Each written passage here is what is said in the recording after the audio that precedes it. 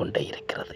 மீண்டும் இது போன்ற விடாமுயற்சி படத்திற்கு சப்போர்ட் கொடுத்த அனைத்து ரசிக பெருக மக்களுக்கும் மிகப்பெரிய ஒரு நன்றியை தெரிவிக்க வேண்டும். விடாமுயற்சி யூனிட்டில் இதை வைத்து லைக்கா நிறுவனம் மிகப்பெரிய ஒரு சந்தோஷத்தில் மூழ்கி உள்ளது.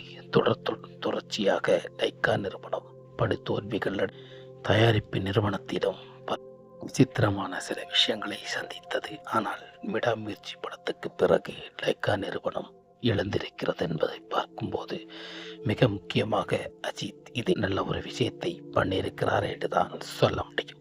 அந்த அளவுக்கு அஜித்துக்கு இந்த படம் முக்கியமான ஒரு படமாக இருந்தும் 2 வருடம் தாமதத்திலும் பொறுத்தவன் பூமி ஆழ்வான், அதுபோல் லேட்டா வந்தாலும் லேட்டஸ்டா வெற்றி பெறும் என்பதை எந்தவித சந்தேகம் இல்லாமல் விடாமுயற்சி படம் வெற்றி கொண்டதுதான் உண்மை.